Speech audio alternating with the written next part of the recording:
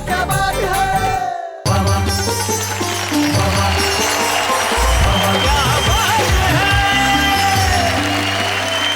नमस्कार, मैं जानता हूं कि आप बेताब हैं, बेसब्र हैं, तैयार हैं और कह रहे हैं मेरे साथ वाह वाह क्या बात है। भाई बेताब और बेसब्र तो आप होंगे ही, क्योंकि कविताएं सुनने की जो बेताबी है जिंदगी से ये जाती नहीं और जानी भी क्यों चाहिए साहब। कविताएं जो हमारी जीवन की घटनाओं को इस कदर प्रस्तुत करती है कि दुर्घटनाएं भी अच्छी लगने लगती है। अब हुआ यूं साहब कि मुझे शैलेश लोढ़ा की एक बरसों पुरानी कविता अचानक याद आ गई। वो कहते हैं कि एक 40 वर्षीय बस के कंडक्टर को देख कुंवारा हमारे मन में विचारा कि ये बेचारा आखिर क्यों है गम का मारा। एक 40 वर्षीय बस के कंडक्टर को देख कुंवारा हमारे मन ने विचारा कि ये बेचारा आखिर क्यों है गम का मारा। आखिर प्रश्न का तीर मारा, भाई श्री कंडक्टर नारायण, अब तक ब्याह नहीं किया, इसका क्या है कारण। वो बोला, मैं क्यों चढ़ूं बली, दुर्घटना से देर भली। दुर्घटना को घटना बनाने का काम करती है कविता। भाई वाह वाह, ये तो भाई लखन मियां क्या बात है, इस पे तो जरा सुर भी हो सकता है। दुर्घटना को घटना बनाने का काम करती है कविता, और रांची को पटना बनाने का काम करती है कविता। जीवन में घटनाएं दुर्घटनाएं हमारा रास्ता रोक लेती हैं साहब। जैसे एक क्लास में एक टीचर ने बच्चे को पूछा कि बच्चों बताओ दुर्घटना और दुर्भाग्य में क्या फर्क है।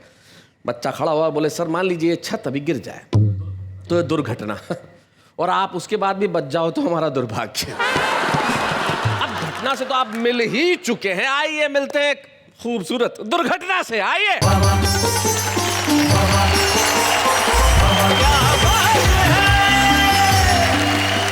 हेलो, नमस्कार, आदाब, सत श्री अकाल। मैं आप सबकी प्यारी न्यारी दुलारी नेहा के मेहता आप सबका स्वागत करती हूँ हम सबके शो में, जिसका नाम है वाह वाह क्या बात है। तो चलिए मित्रों, घटना भी है, दुर्घटना भी है, मुंबई भी है, पटना भी है। अब सारे शहर इंतजार में है कि आज क्या क्या होने वाला है। तो आपको और ज्यादा इंतजार क्यों करवाए, जरा झलक डाल लीजिए क्या क्या होने वाला है। इस घटना में मत देखना सच और झूठ की मात्रा। मेरे सामने से गुजर रही थी एक शव यात्रा। अच्छा। मैंने कहा ये तो कम उम्र के व्यक्ति थे, स्वस्थ थे, ये कब कहां किसी बीमारी से ग्रस्त थे, कैसे जिंदगी का दामन हाथों से फिसल गया। मित्र बोला ये गलत फायदा उठाने के चक्कर में निकल गया। अच्छा। मैंने कहा क्यों लगा दी जिंदगी दाव पर, क्यों इतनी बड़ी त्रासदी झेली। मित्र बोला इसे अंतिम संस्कार के सामान पे 50% की छूट मिल गई थी। वो इसने ले ली। शेर शेरनी से नहीं डरता, शेर शेरनी से नहीं डरता, क्योंकि प्यार करता है, शादी नहीं करता। आदमी औरत से डरता है, क्योंकि प्यार नहीं सिर्फ शादी करता है। क्या बात है। गुरदीप जी के घर जब मैं पहली बार गया, इन्होंने दरवाजा खोला, मुझे देखते ही कहा सुनती हो मक्खन आ गया। अंदर से आवाज आई आ गया, तो मैं क्या करूं, फ्रिज में रख दो। एक दिन हमने पिताजी से पूछा मेरी शादी क्यों नहीं हो पा रही है। सारे यार दोस्त ब्याह गए, मेरी बारी नहीं आ रही है। पिताजी बोले ये तो मंदिर में चढ़ाए तेरे नारियलों का प्रताप है बेटा, जो देवी मैया तुझे इस मुसीबत से बचाए। बहुत अच्छे, बहुत बढ़िया। विस्फोटों के बाद एक बम बच गया जिंदा, तो उसके पास पहुंच गया न्यूज चैनल का ये बंदा। सबसे पहले अपने चैनल पर खबर दिखाने के लालच में हमने जैसे ही टिफिन का ढक्कन हटाया तो बम मुस्कुराया। क्या कहना है। टिक टिक की एक आवाज आई तो हमने कहा क्या जिंदा हो भाई। बम बोला हाँ, और तुम भी, बधाई। क्या बात है, वाह वाह वाह वाह, बहुत बढ़िया। हाँ, और तुम भी।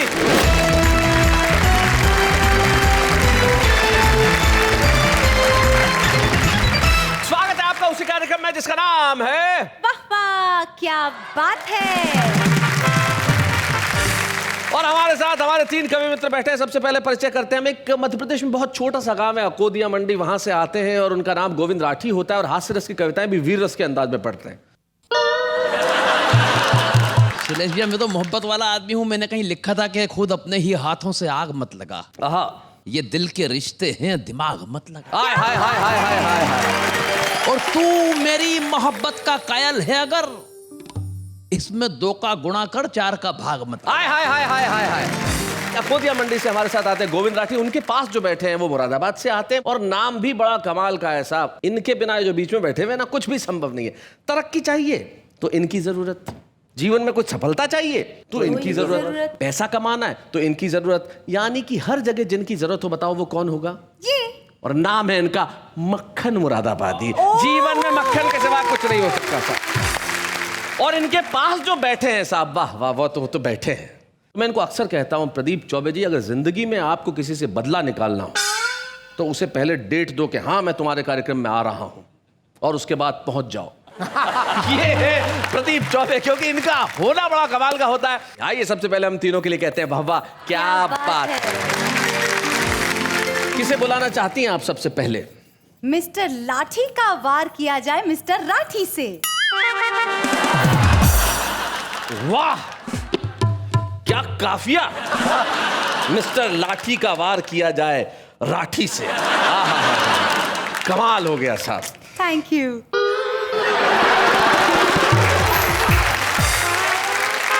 इनका साहित्य उमड़ घुमड़ के बाहर आए, उससे पहले भाई गोविंद राठी आओ। मुझे नहीं, जनता को भी बचाओ। जरा जोरदार तालियां गोविंद राठी।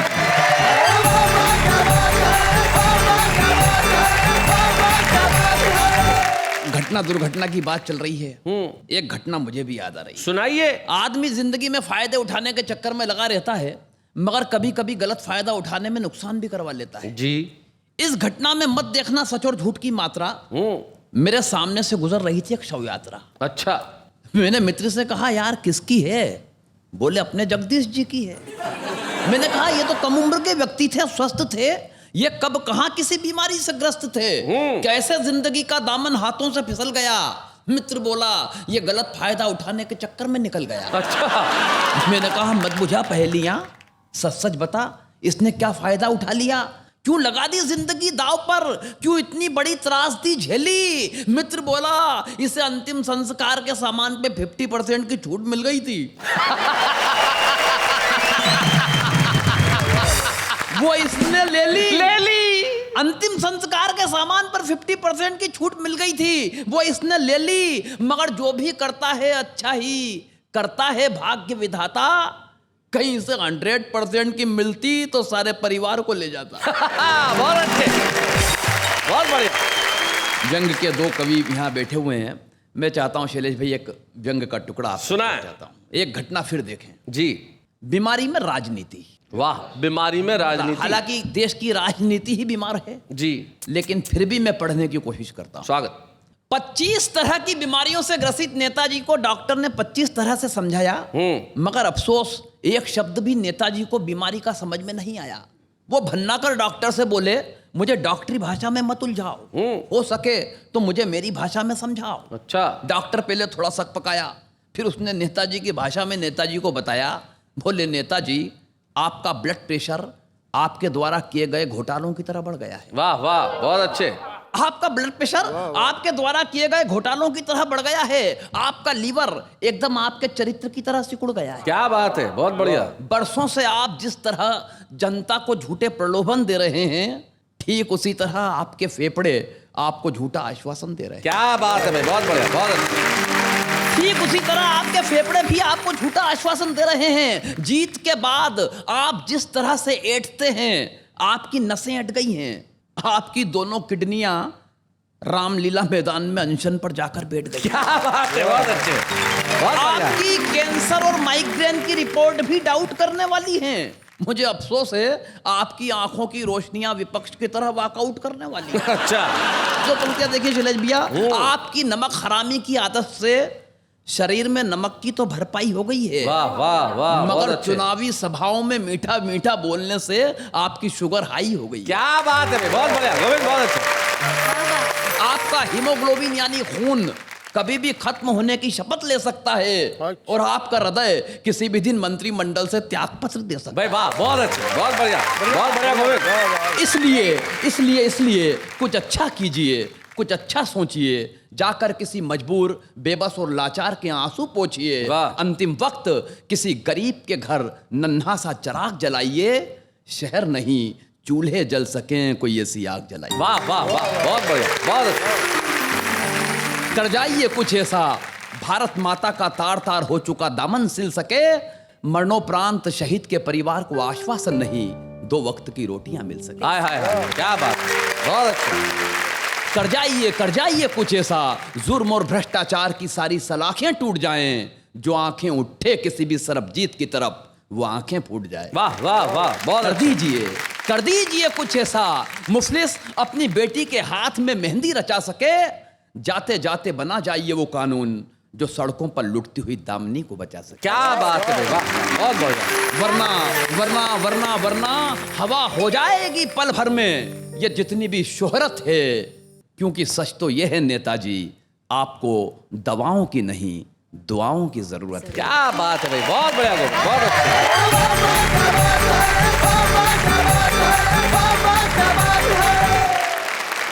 बहुत बढ़िया गोविंद, तुमने दुर्घटना में से हाथ से निकाला और नेताजी को बताया कि क्या करना चाहिए जो नेताजी के जीवन में नहीं रहा, खो चुका है। अब ये जो ढूंढ के लाने की कला होती है ना साहब, ये सबके पास नहीं होती। तलवार जो चीज नहीं करती ना, वो सुई कर देती है, और यकीन मानिए सुई नहीं आलपिन कर देती है। तलवार से आप वार करेंगे तो शायद किसी का कत्ल कर देंगे, लेकिन अगर आलपिन गड़ाएंगे ना साहब, तो दर्द भी होगा और चीख भी नहीं निकलेगी। अब यही कविता का सबसे बड़ा कर्म है कि दर्द हो और चीख न निकले। ये प्रदीप चौबे ही हैं जो जीवन के फलसफे को सिर्फ एक पंक्ति में इस तरह कहते हैं कि पर्स नोटों से भरा होता है तो मरुस्थल भी हरा होता है। इसलिए जीवन में हरा भरा होने के लिए आदमी को भीतर से भरा होना बड़ा आवश्यक है। हम एक ऐसे कवि को बुलाना चाहते हैं जो अंदर बाहर सब जगह से हरा भरा है। आइए प्रदीप चौबे, जरा जोरदार ताली।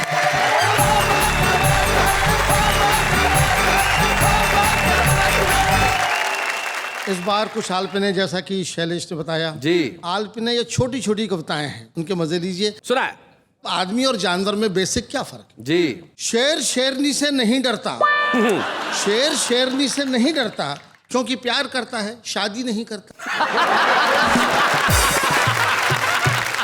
आदमी औरत से डरता है क्योंकि प्यार नहीं, सिर्फ शादी करता है। भाई क्या बात है। एक सरकारी सीन देखिए आलपिन में, बड़े अफसर ने छोटे को डांटा, आप निकम्मे हैं, एकदम गधे हैं। छोटा बोला, ठीक कहते हैं सर, आप मुझसे बड़े हैं।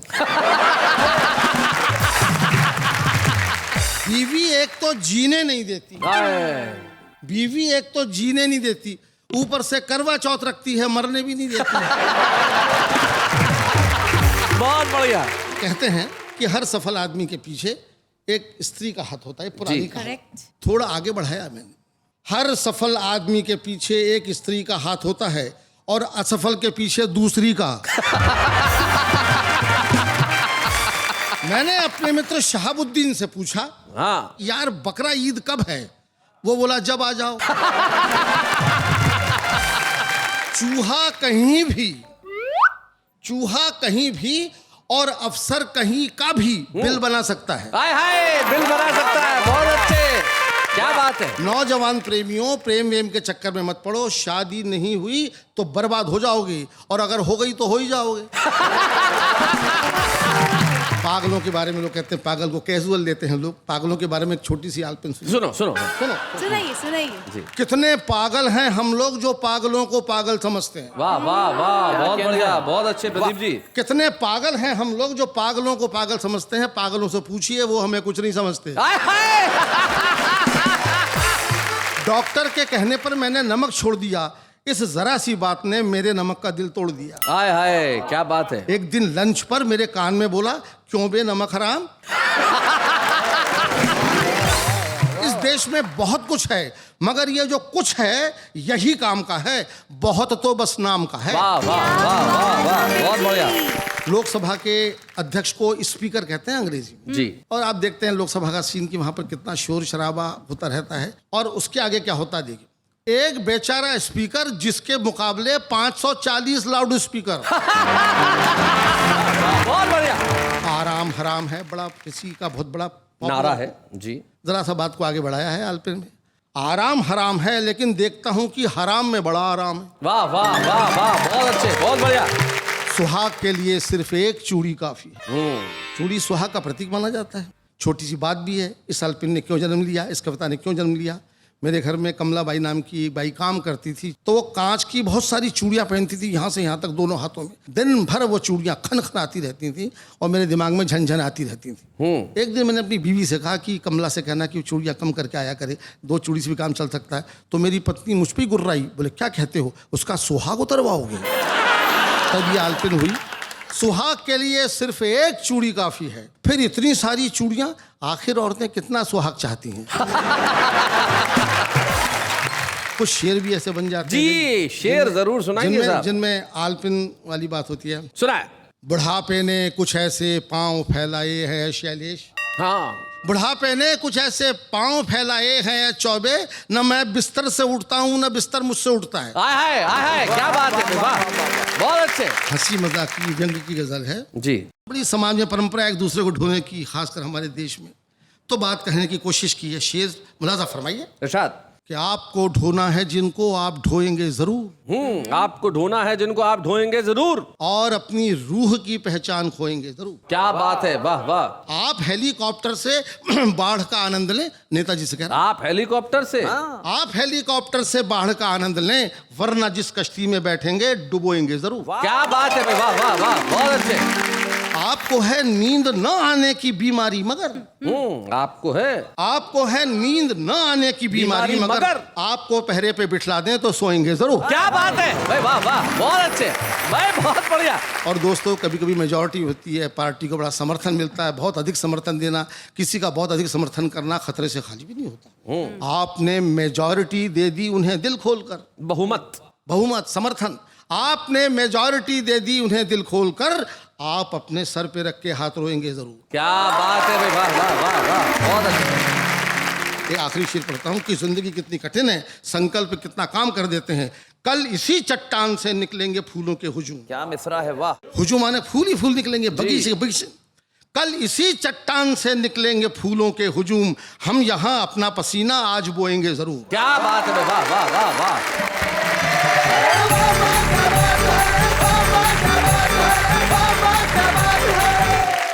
भाई वाह प्रदीप चौबे जी, भाई क्या बात है, बहुत बढ़िया। ये जो जीवन का सच है, छोटी छोटी बातों से सच कितना बढ़िया निकलता है। जैसे क्लास में एक टीचर ने बच्चे से कहा, प्रदीप जी बताओ गन्ने से क्या प्राप्त होता है? बच्चा बोला, सर पता नहीं। अरे बोले, शक्कर कहाँ से मिलती है? बोले, पड़ोसी के घर से। तो ये जो छोटी छोटी चीजें मांगने का आनंद होता है, पड़ोसी के घर से कभी शक्कर मांग ली, कभी चाय की पत्ती मांग ली, कभी दाल मांग लिया, कभी चावल मांग लिया, कभी नमक मांग लिया, और कुछ न मिला तो मक्खन मांग लिया। आइए मक्खन मुरादाबादी जी, जरा जोरदार ताली।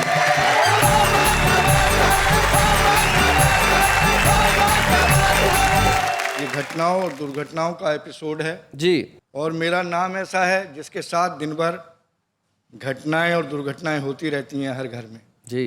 प्रदीप जी के घर जब मैं पहली बार गया, इन्होंने दरवाजा खोला, मुझे देखते ही कहा, सुनती हो मक्खन आ गया। अंदर से आवाज आई, आ गया तो मैं क्या करूं, फ्रिज में रख दो। बहुत जगह परंपरा है इस देश के, बहुत छोटी छोटी जगहों में, जहां पे बहुएं हैं वो ससुर का नाम नहीं ले सकती। हमारे वहां एक ऐसे मक्खन लाल जी थे, तो बहू थी, वो जब मक्खन बनाने के लिए प्रक्रिया जो चलती है, दूध को गरम वरम कर रही थी, तो उसने अपनी सासू को कहा कि भाई दूध पे मक्खन आ गया। तो सासू ने डांटा, बोले देखो ऐसे ससुर का नाम नहीं लेते, थोड़ा तमीज से रहा करो। तो ठीक है, दूसरे दिन फिर वही जब काम कर रही थी, तो उसने बिलोते हुए कहा, सासू जी दूध पे ससुर जी आ गए। मैं शैलेश जी उसी मोहल्ले में रहता हूं जहां मक्खन जी नहीं कहा जाता, मक्खन ही कहा जाता है बहू के द्वारा जी। और मैं रचना दे रहा हूं आपको उन घटनाओं से जोड़कर। हरियाणा की बस में एक तगड़ी सी महिला से मैंने पूछा, क्या तुम हरियाणा की हो? बोली हाँ, और तुम? मैंने कहा मैं भी हरियाणा का हूँ। बोली, रेसी किया पहलवान, यो बात कह के काहे को लड़ाई की जड़ बोबे है, थारे से तगड़ा तो हमारे यहाँ बालक पैदा हो गए। क्या बात है भाई, बहुत अच्छे, बहुत बढ़िया। एक और रचना आपको देना चाहता हूँ इस देश की पुलिस के सम्मान में जी। चोरी डकैती घूस हो पुलिस चाहिए, चोरी डकैती घूस हो पुलिस चाहिए, पुलिस चाहिए, धार्मिक राजनीतिक या लड़कों का जुलूस हो पुलिस चाहिए, किसी का जन्म या मरण संस्कार हो पुलिस चाहिए, बच्चों का मुंडन त्योहार हो पुलिस चाहिए, दिन हो चाहे रात हो पुलिस चाहिए, किसी की चढ़ती बारात हो पुलिस चाहिए। कहीं ऐसा ना हो कभी कि हो विवाह की पहली रात और पुलिस चाहिए। भाई क्या बात है, वाह वाह वाह। एक रचना देना चाहता हूँ। सुना। विवाह होता है, हिंदू धर्म के हिसाब से पंडित जी मुख्य भूमिका निभाते हैं। कभी कभी ऐसा होता है मोहल्ले में शादियाँ बहुत होती हैं, पंडित जी अकेले पड़ जाते हैं। पूरे महीने शादियों में जाग कर आखिरी शादी जो होती है, पंडित जी कभी सोते हैं, कभी जागते हैं, कभी ऊँघते हैं। मंत्र श्लोक रटे रटाएं वो मुंह से निकलते रहते हैं। क्या क्या परिस्थितियां पैदा हो जाती हैं इस रचना में देना चाहता हूँ जी। विवाह में फेरों के समय पढ़ते हुए मंत्र एवं श्लोक पंडित जी को आ गई नींद की झोंक।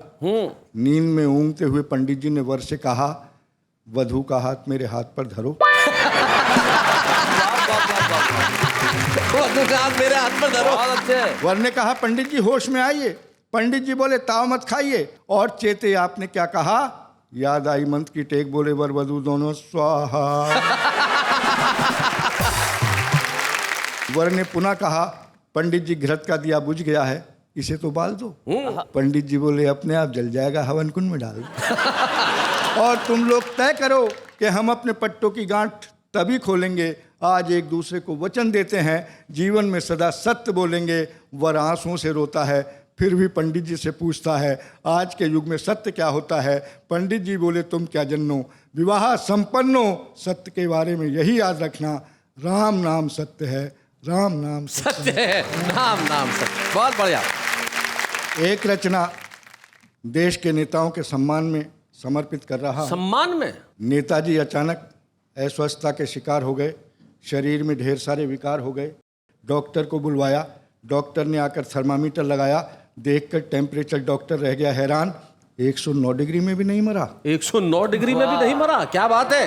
ये कहकर चला गया, टेम्परेचर आपको कोई खास नहीं है, 104 डिग्री से अधिक टेम्परेचर की दवा मेरे पास नहीं है। वाह वाह वाह।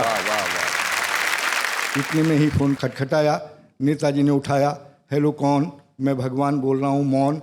प्रभु आप मौन क्यों हैं, कुछ फरमाइए। भगवान जी बोले, नेताजी मेरे पास आइए। नेताजी ने कहा, फिर प्रभु ऐसा कीजिए, अपने यम को भेज दीजिए। यम आया, नेताजी के घर भरपेट भोजन पाया और बोला, भैंसा तैयार है, नेताजी चलिए। नेताजी ने कहा, जरा सुनिए, अभी आ रहा हूँ, घर पर बतला दूं कि उद्घाटन करने जा रहा हूँ। वाह वाह वाह वाह वाह। जरा सुनिए, अभी आ रहा हूँ, घर पर बतला दूं कि उद्घाटन करने जा रहा हूँ। नेताजी भगवान जी के सामने पधारे, अपने विनम्रतापूर्ण स्वरों में बक्कारे, कहिए प्रभु क्या काम था? मैं तो घर पर कर रहा आराम था।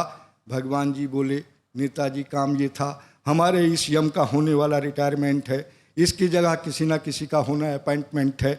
मैंने सोचा आपको बुलवाऊं, आपसे ही समस्या सुलझवाऊं, क्योंकि आप जनता का दम निकालने में परफेक्ट हैं। वाह वाह वाह वाह, बहुत बढ़िया। मैंने सोचा आपको बुलवाऊं, आपसे ही समस्या सुलझवाऊं, क्योंकि आप जनता का दम निकालने में परफेक्ट है। और आज से आप विदाउट इंटरव्यू यम की जगह सेलेक्ट हैं। क्या बात है, वाह वाह वाह, बहुत बढ़िया, बहुत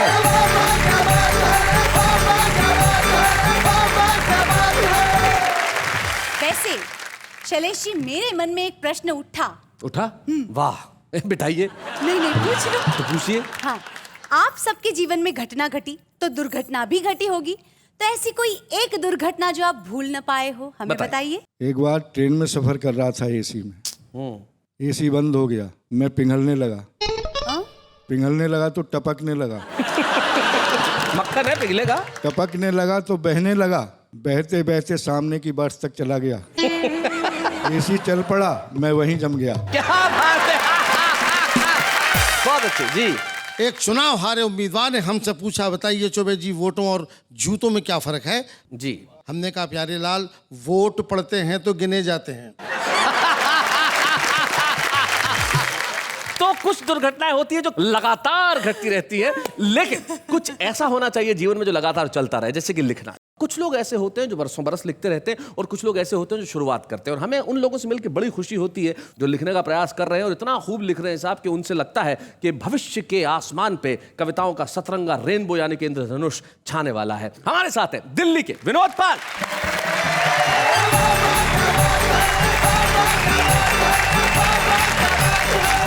अब दुर्घटना की बात हो रही थी, मैं शैलेश जी छोटा से घर के एक किस्सा बताऊंगा, और ये रियल किस्सा है। जब हम छोटे से थे, हम 3 भाई थे, तो पिताजी कभी कभी महीने में एक बार क्लास लगा लेते थे, लाओ अपना होमवर्क निकाल के लाओ। तो तीनों भाई खड़े हो जाते थे। पापा जी उस वक्त पे किसी किसी दिन में पहाड़े टेबल बीच में से, और जो डाइनिंग टेबल होती है वो सबसे ज्यादा खतरनाक होती है साहब, जो बीच में कहीं से भी पूछ ली जाए। जी। पिताजी ने बड़े भाई से पूछा, नोचोक 27। बीच वाले भाई मंझले भैया बोले, पापा जी 28 होते हैं ना। अब मेरे छोटे होने का फायदा ये था, मैं पीछे जोड़ चुका था। मैं बताऊं? कह रहे अच्छा तू बताएगा, बता 12 चौक कितने होते हैं। ये दुर्घटनाएं होती हैं साहब जी। एक दिन हमने पिताजी से पूछा, मेरी शादी क्यों नहीं हो पा रही है? सारे यार दोस्त ब्याह गए, मेरी बारी नहीं आ रही है। पिताजी बोले, ये तो मंदिर में चढ़ाए तेरे नारियलों का प्रताप है बेटा, जो देवी मैया तुझे इस मुसीबत से बचाए। बहुत अच्छे, बहुत बढ़िया।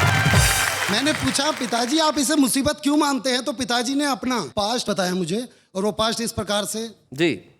जब से शादी हुई तब से रोता रहा। पिताजी बोल रहे हैं तुम्हारे? पिताजी बोले, जी।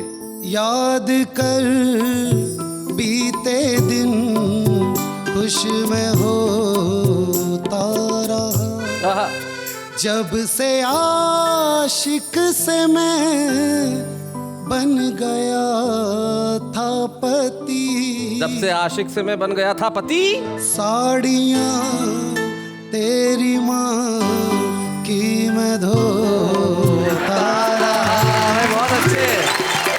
और अब आपको एक शेर से जोड़ता हूँ साहब, जो सिर्फ कुंवारों के लिए, और मैं चाहूंगा यहाँ पे कुंवारे उन्माद में रहें जी। कि जमी पे रह के क्यों आसमान ढूंढते हो? सुनो।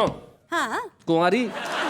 जमी पे रह के क्यों आसमान ढूंढते हो, पतझड़ में घर बसा के क्यों बागवान ढूंढते हो, और शादी ही हर समस्या की जड़ है प्यारे। अरे कुंवारो क्यों अपनी मौत का सामान ढूंढते? तो मैं अपने जीवन में घटी एक छोटी सी दुर्घटना से आपको जोड़ रहा हूं साहब जी।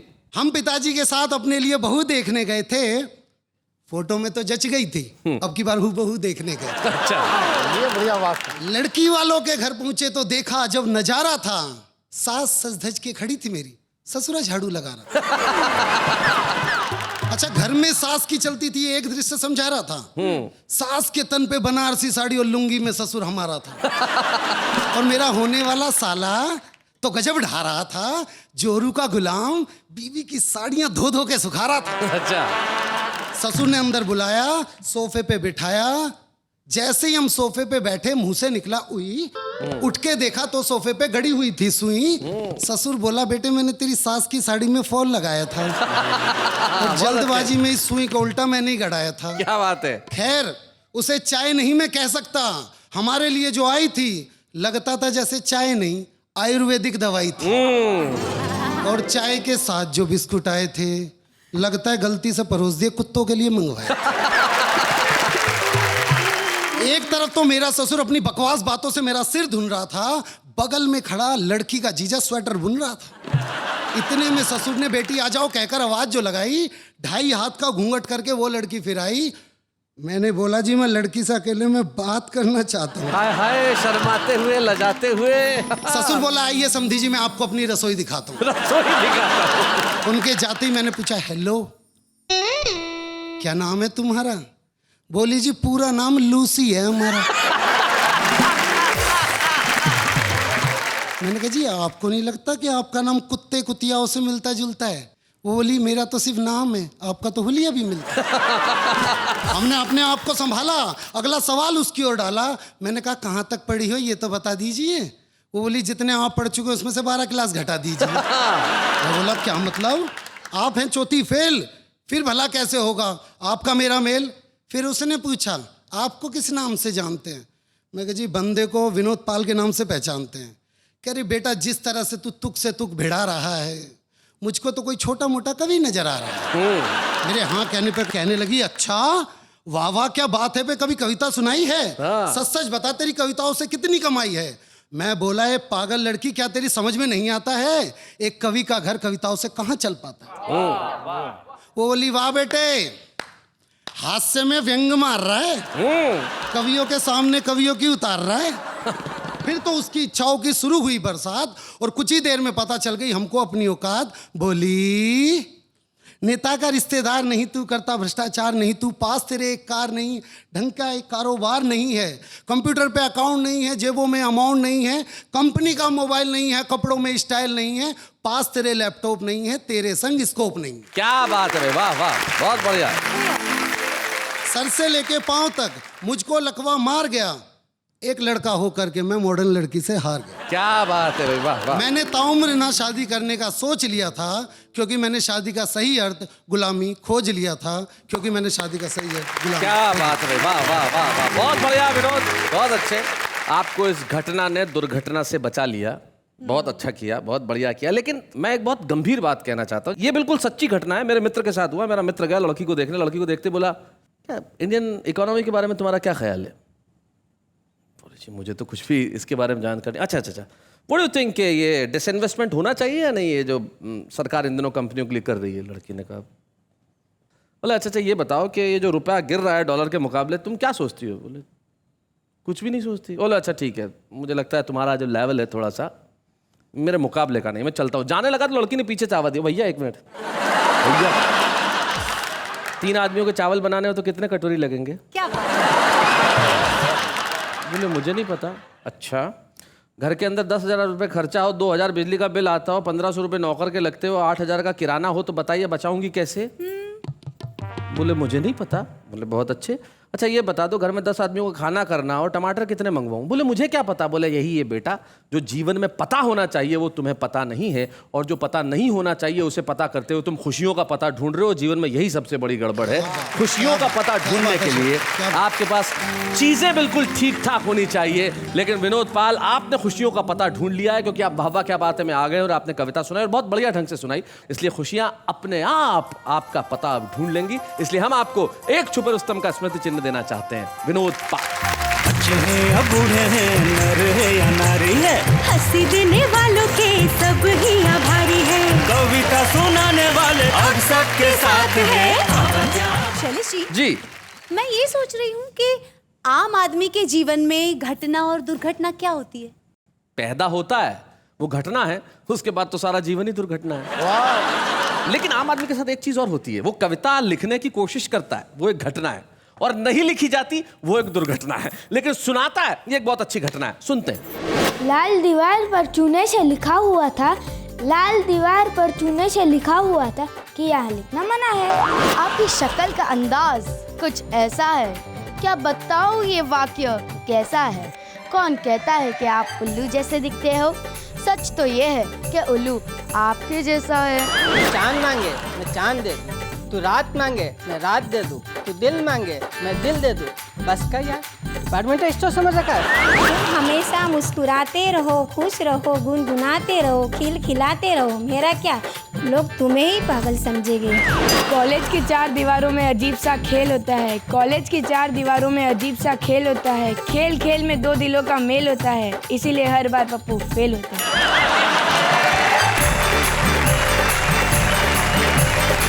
तो भाई ये थे आम आदमी के विचार, आम आदमी की कविता। लेकिन आम आदमी कविताएं लिखे ये तो बड़ी खूबसूरत बात है, लेकिन आम आदमी पर कविताएं लिखी जाए ये इतना आसान नहीं होता। कुछ लोग ऐसे हुए जिन्होंने आम आदमी में बहुत कुछ लिखा और जब तक रहे बड़े खास रहे। मुझे आज के इस एपिसोड में एक ऐसे कवि मित्र की याद आती है जो न केवल बहुत अच्छा कवि था, एक बहुत अच्छा मित्र था, और एक ऐसा कवि जो मंच पे जब कविताएं पढ़ता था तो ऐसा होता ही नहीं था कि तालियों का शोर न उठे। और एक बड़ी महत्वपूर्ण बात यह है कि वो आज हमारे बीच में नहीं है, लेकिन जैसा कि हम जानते हैं कि कवि सशरीर हमारे बीच में न हो, लेकिन उसकी कविताएं सदैव हमारे बीच में होती है। और जब वाहवा बहुत वर्षों पहले हम सारे देश के लोगों को दिखाते थे, तब मुझे बड़ी खुशी है कि उस जमाने में उन्होंने आके कई बार हमारे साथ कविताएं पढ़ी। पहले नजर डालते हैं किस तरह से। वजन बढ़ जाने से बुरा हाल है, शरीर में न सुर है न ताल है, चेहरा तो ठीक ठाक है मगर चाल बेकार हो गई है, और ये कमर कमरे से हॉल हो गई। हद तो उस दिन हो गई भाई जब शहर का कसाई धीरे से बोला, साहब आप बकरा होते तो मजा आ जाता। ज्योतिषी को हाथ दिखाया तो बोला, भाई वाह वाह वाह वाह वाह वाह, कमाल है, क्या उम्र पाई है, ऐसी तैसी कर देंगे आप जमाने वालों की। आप तो उसी दिन मरेंगे जिस दिन शहर में 5 मौतें लिखी होंगी, एक आपकी 4 उठाने वालों की।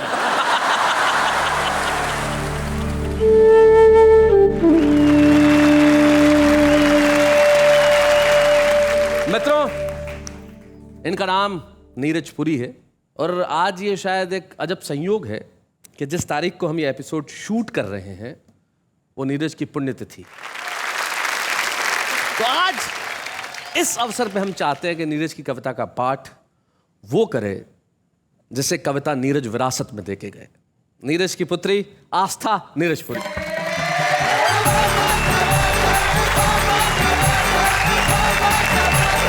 शैलेश जी, जो आजकल बम विस्फोट जगह जगह हो रहे हैं, उन्हीं के ऊपर पापा की एक बहुत ही अलग ढंग की कविता उन्हीं के अंदाज में सुनाने का प्रयास करती हूँ। सुनाओ।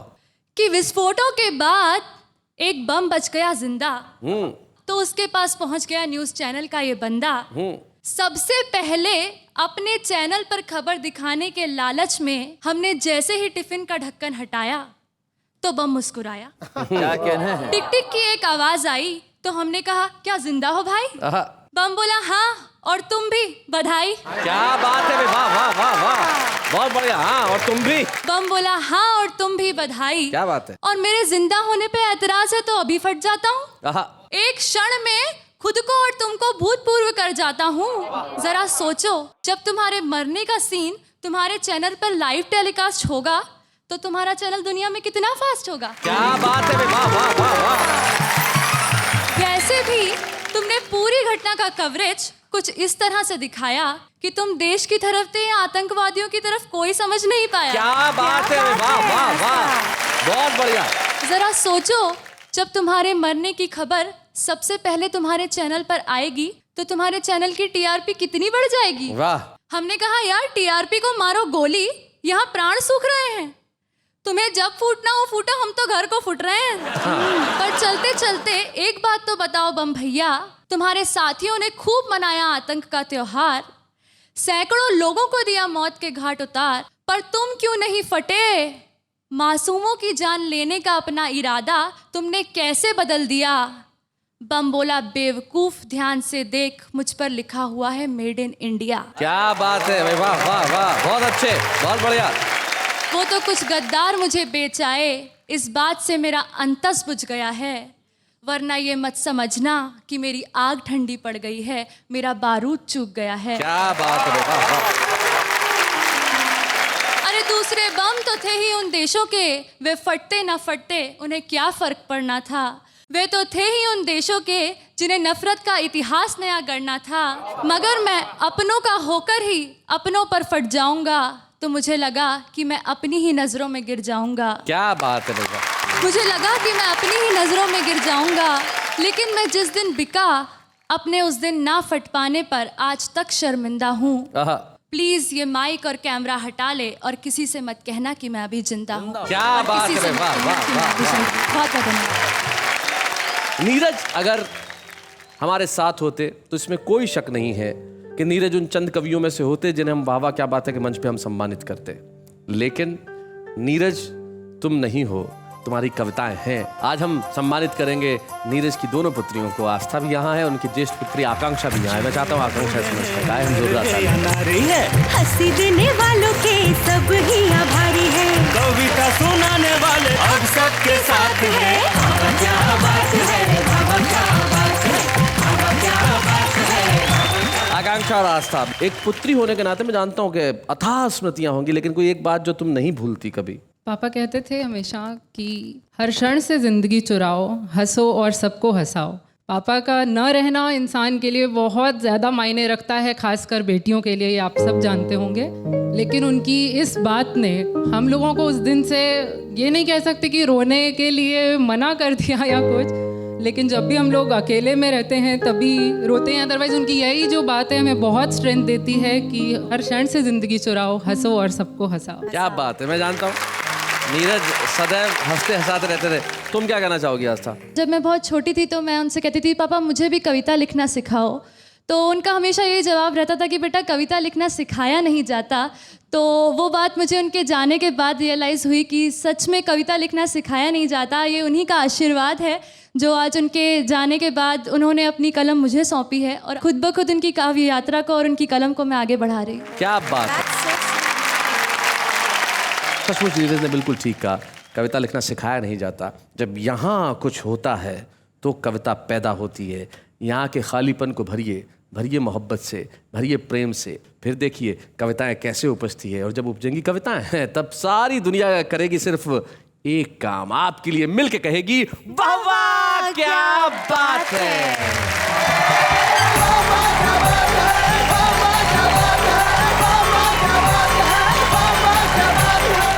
ऐसे और भी मज़ेदार वीडियो के लिए हमारे चैनल को लाइक, शेयर और सब्सक्राइब करें।